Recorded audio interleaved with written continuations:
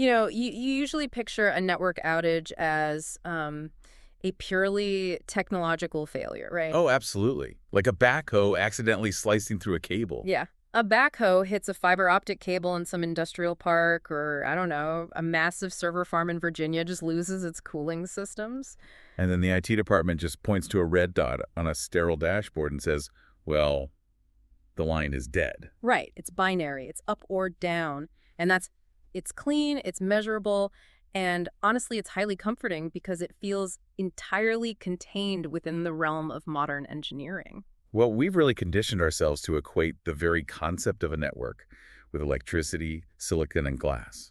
We think of the internet as this ghost living in a machine. But the moment you step outside the last century, that digital dashboard goes completely dark, and the landscape of human connectivity becomes incredibly visceral. Yeah, you're looking at a totally different world. Exactly.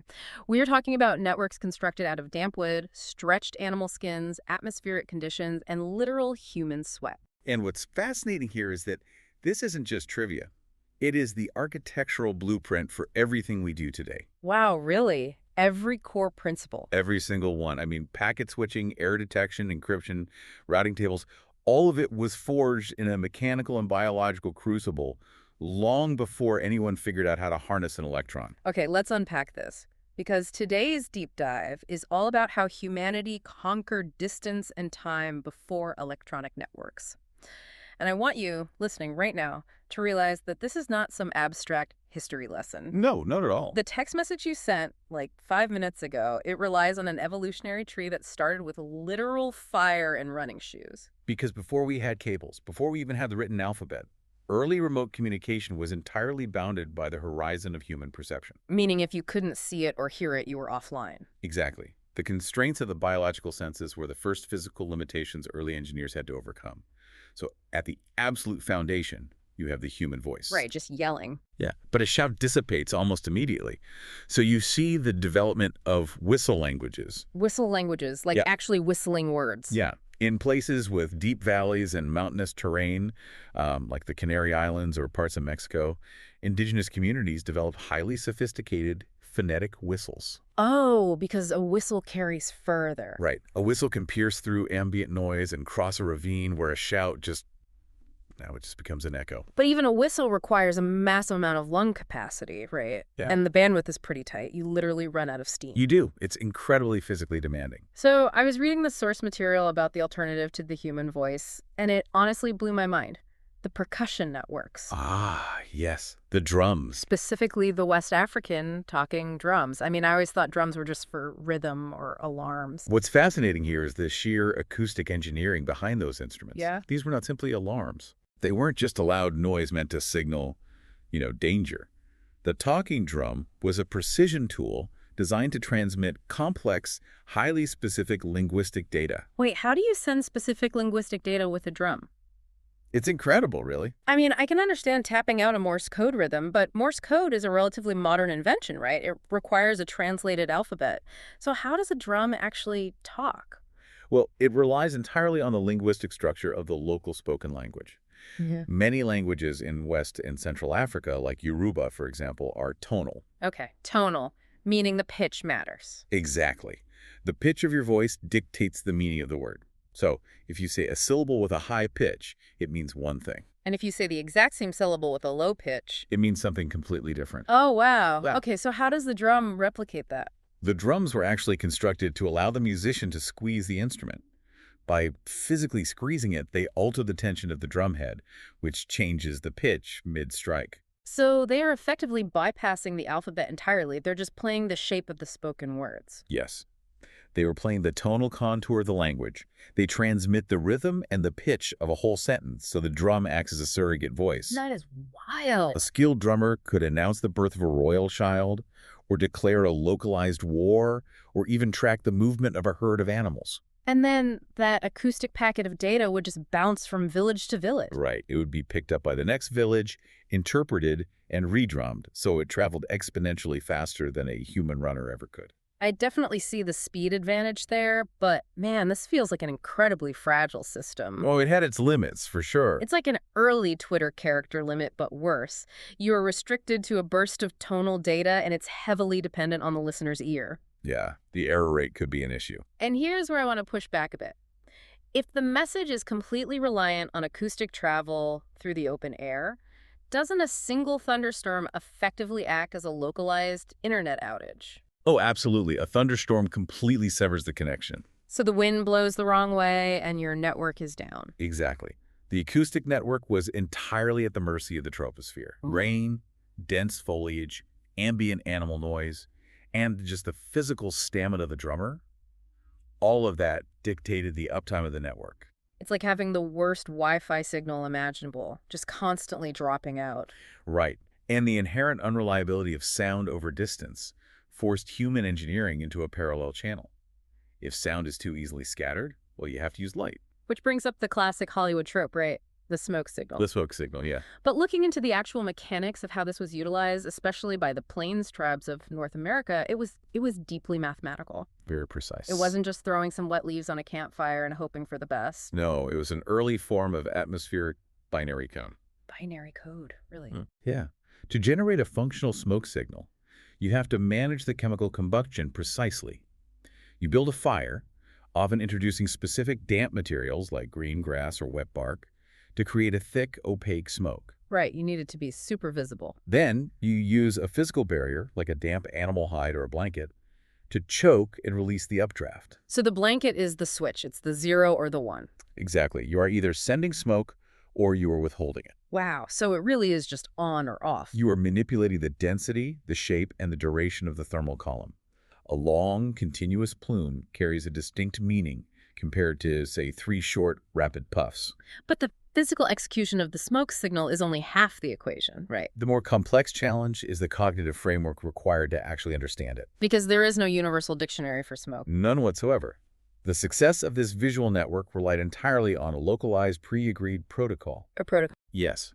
If the tribe sending the signal and the tribe receiving it had not negotiated the cipher in advance, the visual data was basically just pollution. So if two different tribes with different smoke dialects cross paths and try to communicate, it's essentially a protocol mismatch. That's a great way to put it. The receiving tribe gets the data packet, but they have absolutely no idea how to decrypt it.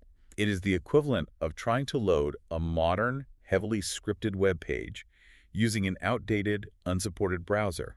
The network connection is there, but the formatting is incomprehensible. It just renders as gibberish. Exactly. And this visual network wasn't just restricted to smoke in the daytime either. At night, the protocol shifted to raw illumination. The beacon fires. You see this everywhere in history. Oh, everywhere. Like the Roman Empire streaming bonfires along Hadrian's Wall to signal a border breach? Or feudal Japan using mountaintop fires to relay warnings across the islands? Right, the system was universal. You light a fire on a hill, the next watchtower sees it, they light theirs, and within a few hours, an alert has crossed hundreds of miles. It is the ultimate high-speed, low-bandwidth alarm system. Low bandwidth, yeah. The latency is almost zero because light travels at, well, the speed of light. But the bandwidth is effectively capped at a single bit of information. It's literally an OOF switch for panic. That is all it can be. Yeah. The beacon fire can only communicate a predetermined state change, like danger is present or enemy sighted. You definitely cannot use a mountaintop fire to explain the military tactics of the invading army. No, or what siege engines they brought or the name of their commander. And that is a massive administrative bottleneck. Huge. I mean, acoustic signals and basic smoke puffs are great if you just need to yell, "Watch out," over a long distance. Right. But if you are trying to manage a complex economy or send a legal decree or order specific trade goods, you need high-density data. You absolutely do. You have to figure out how to transmit the alphabet without physically walking it over to the person. You have to encode human language into light. Which requires an enormous intellectual leap. And for that, we look back to the 2nd century BCE to the ancient Greek historian Polybius. Okay, Polybius. He engineered a highly theoretical but conceptually brilliant system for transmitting exact textual data over a distance. The Polybius grid. When I realized how this actually worked from the reading, it blew my mind. It is a really elegant piece of logic. Walk us through it. Imagine a grid drawn out in front of you. 5 columns across, 5 rows down. That gives you 25 squares. Okay, a 5x5 grid. You take the letters of the Greek alphabet and plot them sequentially inside those squares. To send a message to a distant observer, you don't use shapes of smoke. You use numerical coordinates. So you have two groups of torches, right? Yes. The torches on your left dictate the row, and the torches on your right dictate the column. Exactly. If you hold up 3 torches on the left and 2 on the right, the observer miles away counts them, looks at their own copy of the grid, goes to row 3, column 2, and writes down the corresponding letter. You are literally mapping the infinite complexity of human thought onto a highly constrained physical matrix. If we connect this to the bigger picture, Polybius essentially invented the conceptual architecture for digital encoding. Wow. He took a continuous, fluid idea, like spoken language, and shattered it into discrete, grid-based numerical coordinates. But let's look at the physical reality of doing this on a Tuesday night in ancient Greece. It wasn't easy. Imagine trying to spell out a complex military treaty, letter by agonizing letter, by lifting heavy burning torches in the dark. Yeah, the fatigue alone. Right. And if the wind is blowing or the sender's arm gets tired and a torch dips too low, the observer might miscount. The packet loss would be catastrophic. Wait, think about it. You drop one torch and your coordinate changes entirely. It changes the whole letter. You meant to send the letter for retreat, but the error changes the word, and suddenly the receiving army thinks you said attack. The error rate makes it too dangerous for critical operations. The human body is just too unstable a platform for that kind of precise visual encoding. Polybius had the right software, so to speak, but the hardware of his era couldn't support it. The hardware being some guy's arms. Exactly. So that specific idea of an optical grid sat largely dormant for almost 2,000 years. 2,000 years. Yeah.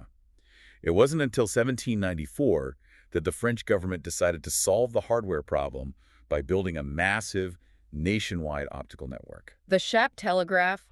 This is where things get incredibly steampunk. Oh, it was a marvel of French engineering. Claude Chappe realized that handheld torches were useless. You needed permanent, stable infrastructure. Makes sense. So France built a network of physical towers spaced roughly 6 to 10 miles apart across the countryside. And instead of fire, they used these giant wooden masts on top of the tower. Yes, these massive structures. They had these articulated wooden arms connected by a complex system of internal pulleys, gears, and levers. The operator inside the tower would manipulate the levers, and those giant wooden arms would snap into precise, predefined geometric angles against the sky. Like a giant mechanical clock or something. Very similar. And those angles corresponded to a massive, centralized codebook. A specific shape might mean the number 42, and in the codebook, 42 might correspond to a specific word or an entire phrase. But the key to making this work across the whole country wasn't just the wooden arms.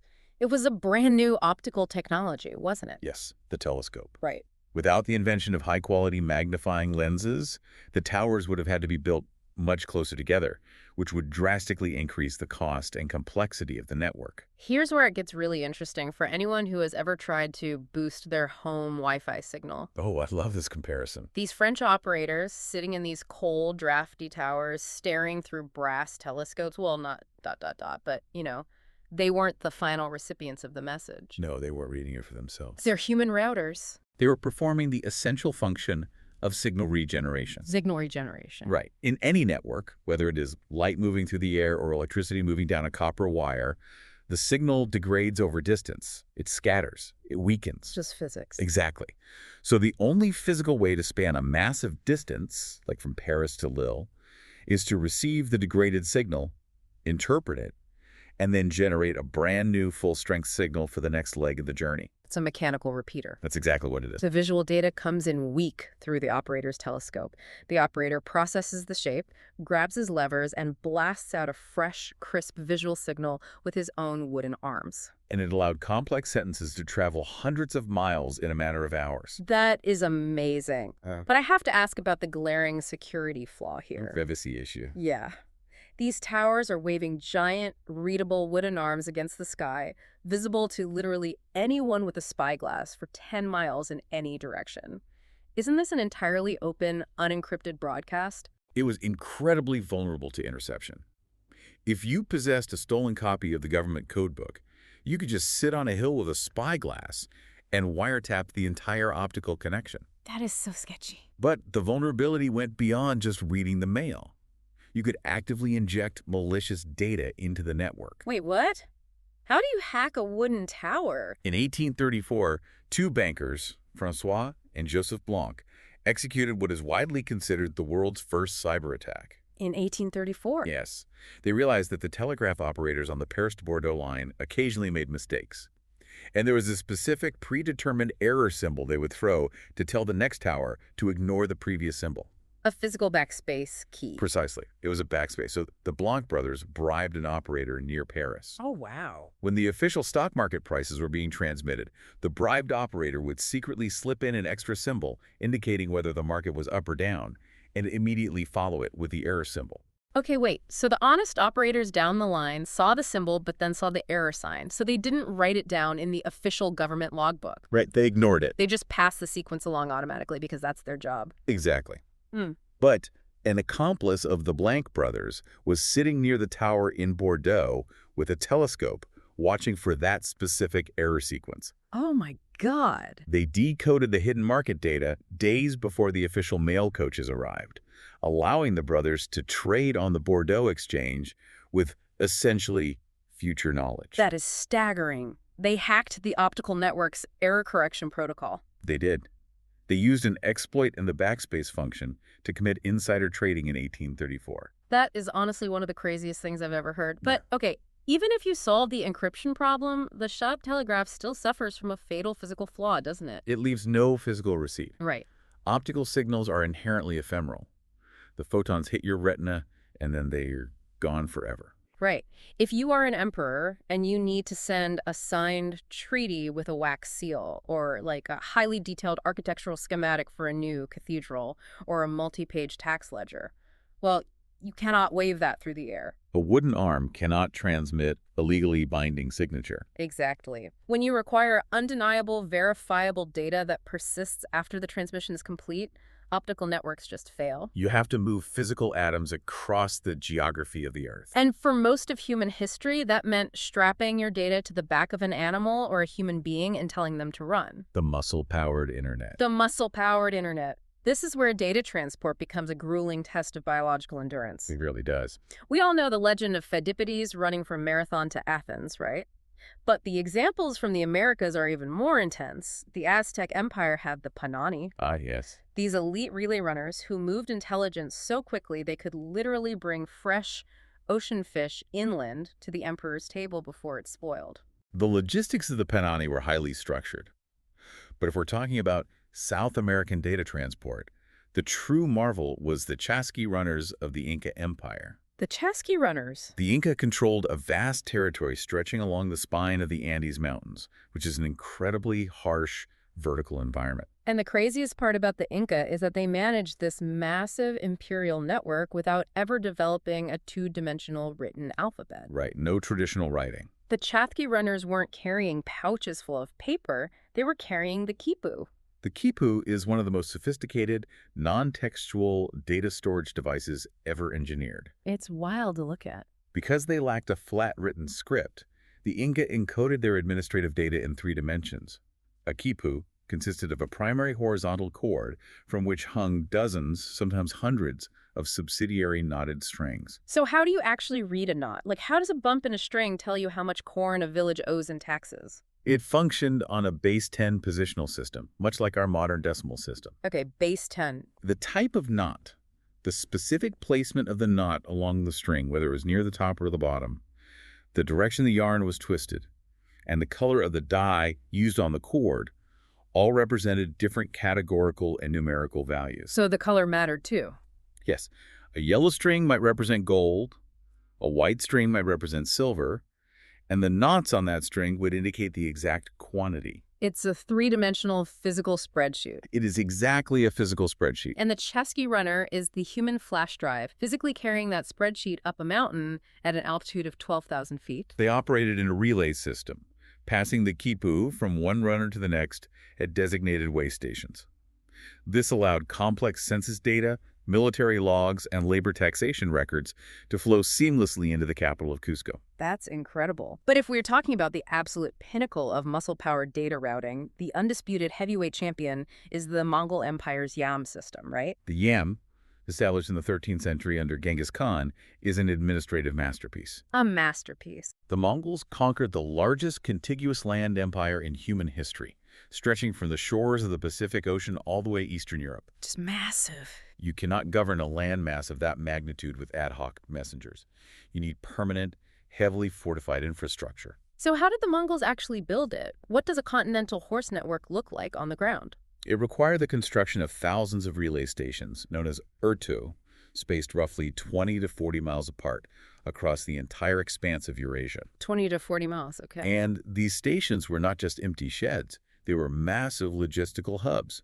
They maintained herds of fresh horses, stockpiles of food, and provided immediate shelter and protection. So what does this all mean for the flow of data? Think about how modern internet routing works. The parallels are striking. In a digital network, a packet of data arrives at a router. The router reads the destination, refreshes the electrical signal, and blasts the data out to the next node. The YAM system operated on the exact same logic. Yes. The data packet is the human writer carrying the dispatch. Exactly. The writer arrives at the node, the relay station, totally exhausted and depleted. Right. The station acts as the router. It instantly injects fresh biological energy into the transmission by providing a brand new, fully rested horse. And then they're off again. The rider mounts the fresh horse and immediately executes the next hop of the journey. Because of this constant regeneration of biological energy, Marco Polo recorded that an imperial dispatch could travel 250 to 300 miles in a single day. 300 miles a day on horseback. That speed was unprecedented. It linked the intelligence of the Pacific directly to the military commanders operating in Eastern Europe. The speed of imperial information was inextricably biologically tied to the cardiovascular endurance of a horse. But let's look at the economics of this. You just described thousands of relay stations. Yes. That means tens of thousands of horses that need constant feeding, blacksmithing, and veterinary care. You have to pay the station masters. You have to garrison troops to protect the routes from bandits. The overhead was staggering. The financial burn rate of the YAM system must have been astronomical. It was a massive drain on imperial resources. So this wasn't a public utility. A regular Mongolian goat herder couldn't just walk up to a station and send a letter to his cousin in Persia. Absolutely not. The YAM, much like the Roman curse publicus centuries earlier, was a strict state monopoly. It was built exclusively for military intelligence and imperial administration. So how did you prove you were allowed to use it? To use the system, you had to carry a paise, a physical medallion made of silver or gold, which acted as a VIP cryptographic key proving you had the Khan's authority. Like a physical password. Exactly. Mm. And if the empire's economy faltered, or if the dynasty collapsed, the network collapsed immediately with it. And there is another fundamental bottleneck to the YAM system. A human rider, even on a blazing fast horse, has a finite carrying capacity. Very finite. If the message isn't written down, the rider has to memorize it. What happens if the rider gets a concussion during the journey? Or what happens if an arrow takes him out? The data is instantly destroyed. To make a network truly resilient, humanity had to figure out how to decouple the message from the biological brain. Which is the single most transformative leap in human cognition, the invention of writing. Because before writing, our only database was oral tradition. Elders telling stories, singing epics around a fire, passing survival knowledge down through generations. Oral tradition is incredibly rich, but it is bound by severe limitations. Like what? It is inherently fluid and highly subjective. Human memory is fallible. Over successive retellings, details are embellished, forgotten, or intentionally altered to appease the current political climate. The game of telephone, basically. Right. But more dangerously, oral knowledge is deeply vulnerable to sudden erasure. If a tribal elder who holds the specific botanical knowledge of medicinal plants dies unexpectedly, It's just gone. that entire database is wiped from humanity. Think about it in computer terms. Before writing, human brains were operating strictly on random access memory. I like this analogy. RAM is volatile. The information is only there as long as the system has power. The moment the power goes off, the moment the person dies, the data is permanently deleted. Yes. Writing was the invention of the persistent hard drive. We figured out how to hit save outside of our own bodies. That is the perfect architectural analogy. The invention of writing, starting with early Sumerian pictographs and evolving into complex Mesopotamian cuneiform and Egyptian hieroglyphs, represented the externalization of memory. The externalization of memory. For the first time in human history, a thought, a legal code, or an economic transaction was physically severed from the biological brain that conceived it. It became an object. It became a durable, verifiable object that could be transported across space and archived across time. But the hardware you use to save that data really dictates the bandwidth of your network, doesn't it? Let's look at Mesopotamia. They were writing on baked clay tablets. Right. Cuneiform was pressed into wet clay with a reed stylus and then baked in the sun or a kiln. Clay is incredibly durable. We are still digging up intact administrative receipts from Uruk today. Thousands of them. But the physical bandwidth is abysmal. Clay is dense, it is heavy, it shatters if dropped. You cannot load a library of clay tablets onto a horse and send it across the desert. The animal would just collapse. The physical medium always dictates the reach of the network. The Egyptians solved the weight problem by utilizing papyrus. Papyrus, yeah. They took the pith of the papyrus plant, sliced it, soaked it, and pressed it into sheets. Suddenly, your medium is highly portable, lightweight, and can be rolled into massive scrolls. Your bandwidth increases exponentially. Exactly. You can carry vast amounts of recorded philosophy, mathematics, and poetry over long distances. But papyrus is incredibly fragile. It rots in humid environments, it catches fire easily, and it degrades with use. Which is why the eventual widespread adoption of paper, invented in China and slowly migrating westward through the Islamic world to Europe, was the ultimate compromise. Paper was the sweet spot. It was.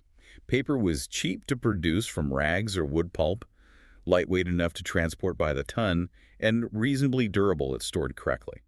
But I wonder if we lost something critical when we transitioned from RAM to the hard drive. How so? Well, oral traditions were fluid, they were adaptable software. A bard could adjust the lesson of a myth depending on whether he was speaking to a group of warriors or a group of farmers. That's true. But once a law is carved into a heavy clay tablet or written on a parchment scroll, didn't the software of society become incredibly rigid? It becomes much harder to issue a software patch for a law once it is physically set in stone. You are identifying the inherent trade-off of recorded knowledge. Right. Writing introduced orthodoxy. Orthodoxy. When a narrative is codified into a physical text, it becomes authoritative. It is far more difficult to challenge a written edict than an oral story. However, that rigidity is the absolute prerequisite for complex civilization.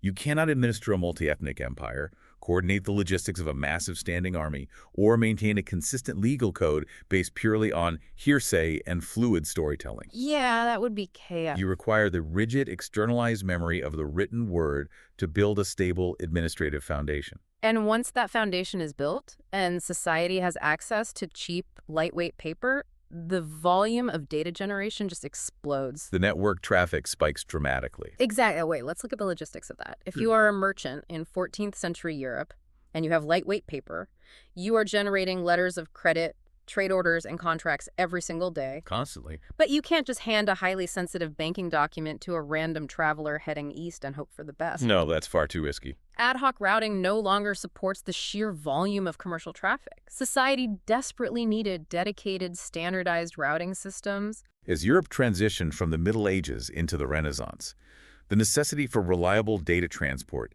expanded far beyond the isolated needs of the king or the military commander. Who else needed it? You have the rise of the mercantile class, international banking families, and a burgeoning academic sphere. They all required dependable logistics. We see a few early attempts at this in the historical record. The monastic orders set up networks of monk messengers to carry illuminated manuscripts and administrative letters between distant abbeys. And the early universities built their own proprietary networks. The cursus universitatis. Yes. This is a brilliant early model of an academic network. How did it work?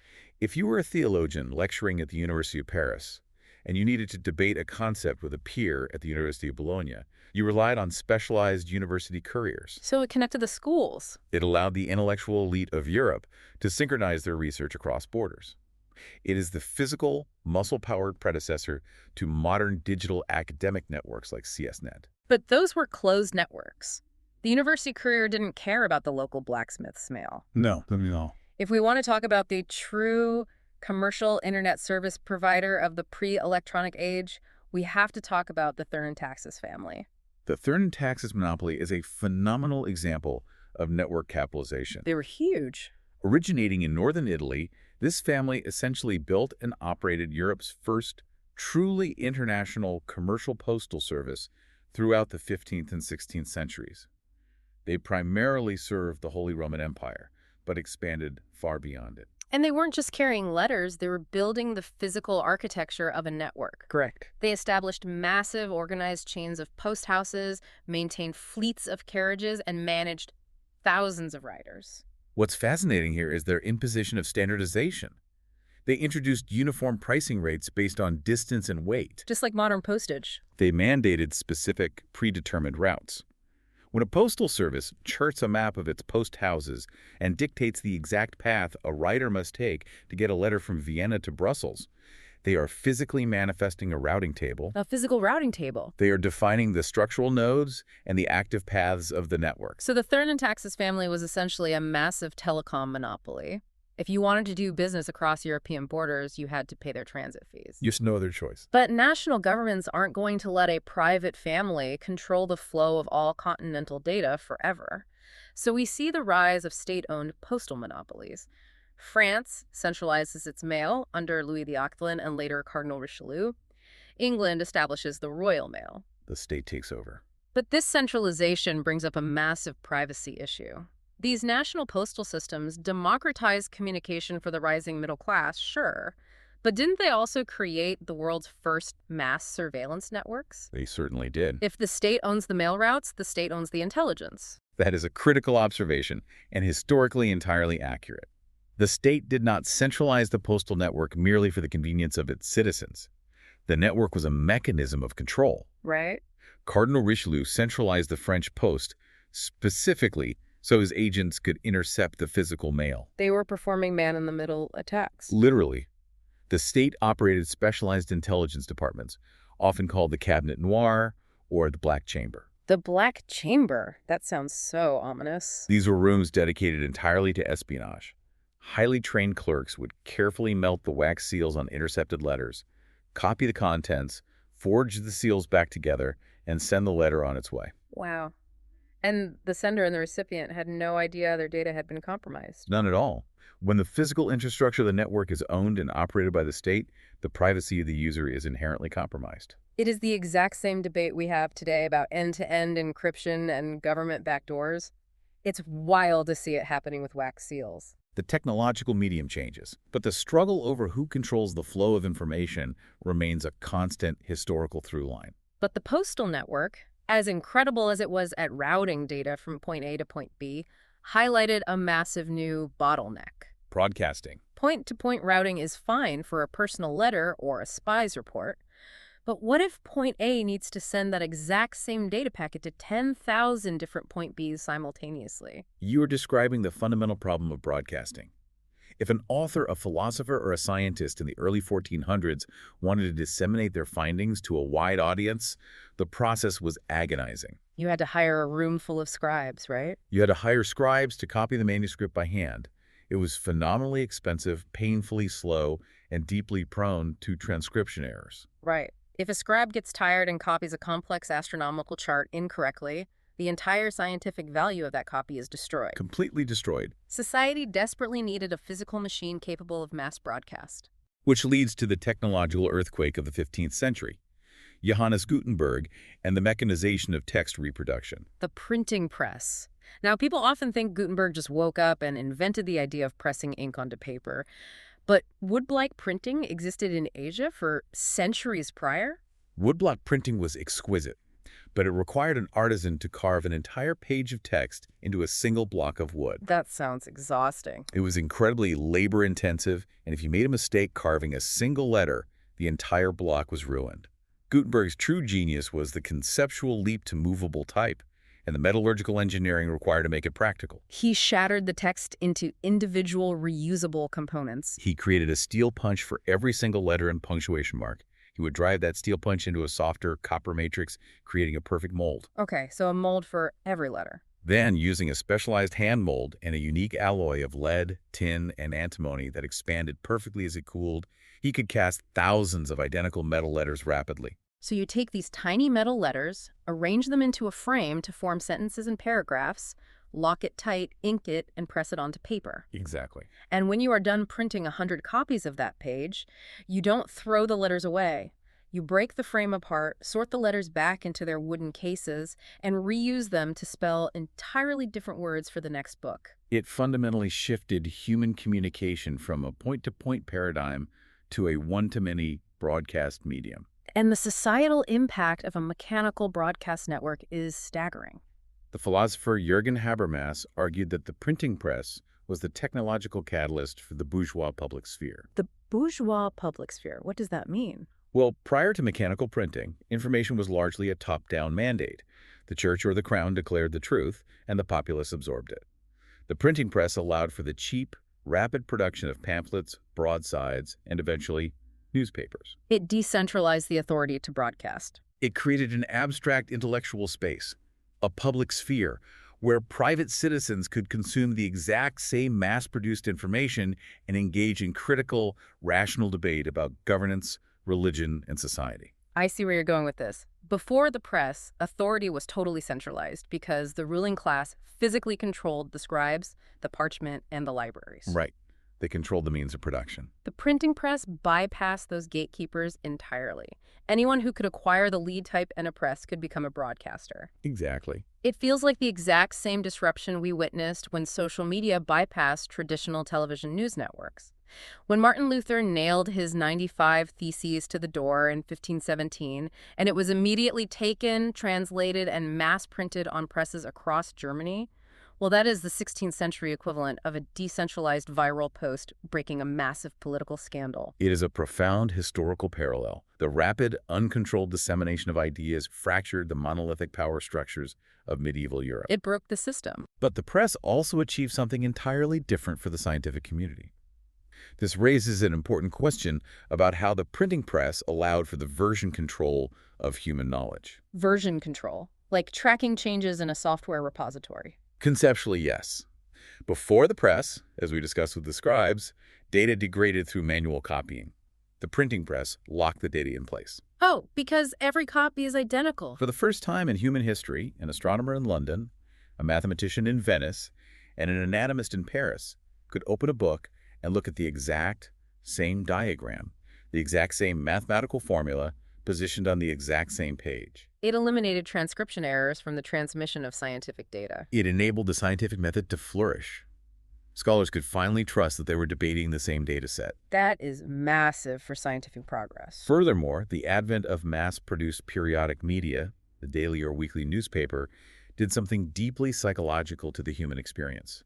It created a shared temporal reality. A shared temporal reality. What does that mean in practice? Before the newspaper, the concept of news was highly localized and temporally erratic. You might learn about a war or a famine months after it happened, conveyed by a traveling merchant. Right, whenever the guy happened to walk into town. But with the newspaper, thousands of citizens across a vast geographical area were suddenly reading about the exact same political event or the exact same economic crisis on the exact same morning. It synchronized human awareness. Sociologists refer to this as the forging of imagined communities. You feel a psychological kinship, a shared national identity with thousands of people you will never physically meet, simply because you are all consuming the exact same broadcast data at the exact same time. The broadcast network synchronized the mind of the nation. But even with all of this mechanical brilliance, the movable type, the cheap paper, the synchronized news cycles, there is still one massive, glaring physical constraint hanging over everything. Yes, the transport layer. The transport layer. The printing press decoupled the message from the physical hand of the writer.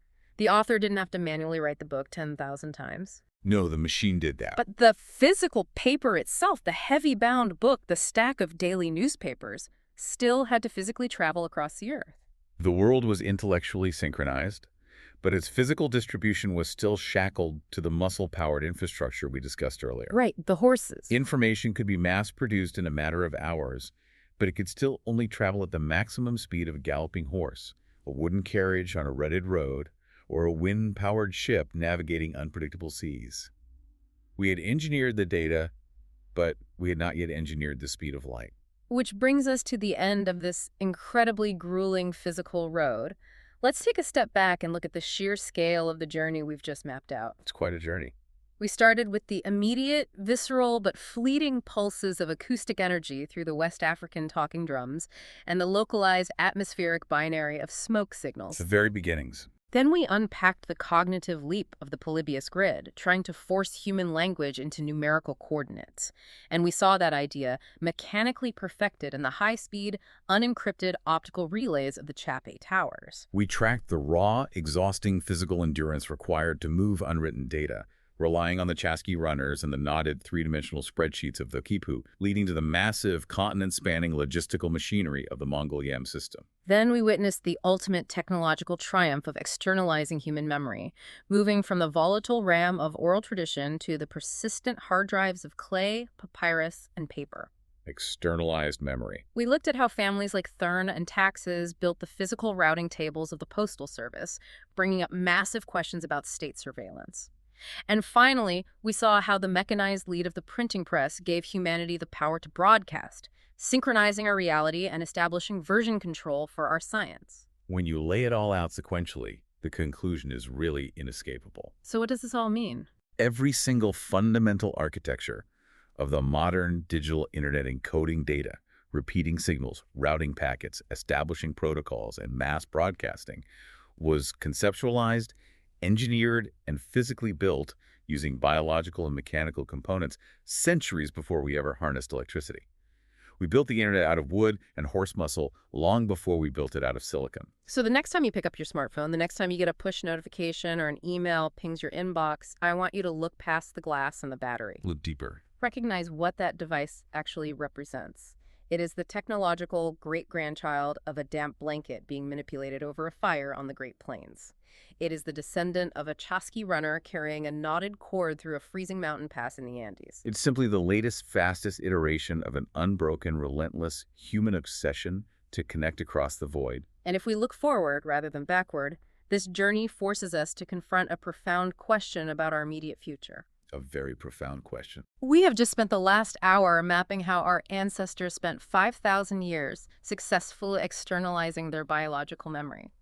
They moved the data out of the fragile human brain and onto clay, onto paper, and into millions of printed books just to overcome the limits of our biology. We built the ultimate external hard drive. We did, but today, as we stand on the absolute brink of advanced generative artificial intelligence systems that do not just passively store our data, but actively synthesize, analyze, and generate new connections on their own, we have to ask ourselves what frontier we are crossing now. We spent 5 millennia externalizing our memory. Are we now beginning the process of externalizing our very cognition? We will leave you to chew on that one. Thanks for taking the plunge with us on this deep dive. See you next time.